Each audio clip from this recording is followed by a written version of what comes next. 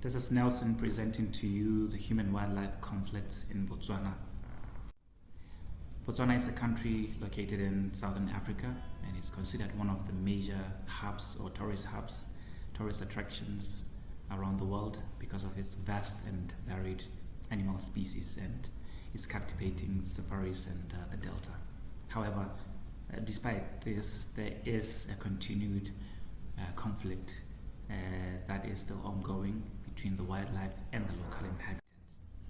And major reasons for cause of this conflict really stem down to water scarcity.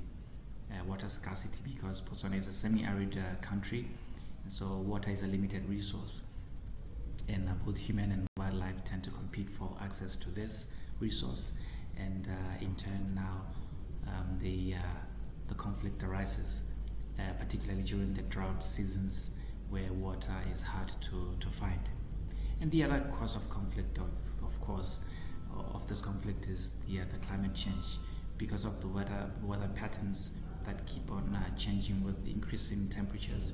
This affects the distribution of the water and vegetation, which in turn also does influence the movement of the wildlife and the interaction with the settlements.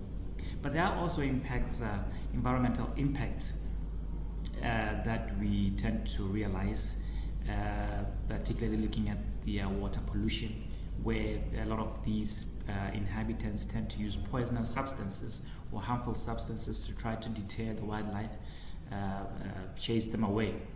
And so these substances in many cases are very toxic, and they tend to leach into the water sources or the water bodies, and leading to water pollution, which can be harmful to both the wildlife and the people.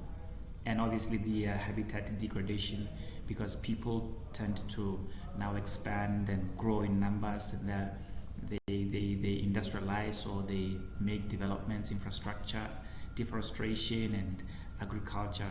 So now this tend to increase the severity of this conflict, because now people encroach into the place where these animals are.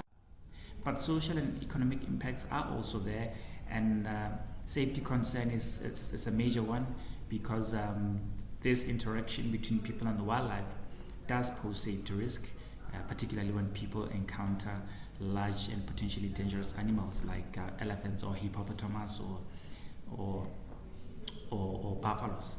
And injuries and fatalities can be the order of the day. Livelihoods are disrupted. Loss of crops, livestock, property can have a direct and immediate impact on the livelihoods. And health risks also. People risk coming into contact or getting diseases from these animals. And livestock losses also. Predators, they eat out the livestock, such as the cattle and the sheep, and so on. And the current efforts, government is working on compensation schemes, education and awareness for the local people, trying to come up with protection measures against these wildlife coming in and to eat the vegetation or the crops, and implementing these mitigation measures. And also the government is also doing the research to find out how they can better understand this movement and behavior of the wildlife. Overall, in conclusion, these efforts really do demonstrate that the government of Botswana is really working on a multifaceted approach to try to address this conflict, because they focus on local communities, they focus on improving the infrastructure, they focus on implementing conservation strategies that will benefit both the humans and the wildlife. And in addressing these, however, it still remains an ongoing challenge due to the complexity of the issue and the need for continuous adaptation of strategies as human and wildlife population evolve. This is the end of my presentation. Thank you.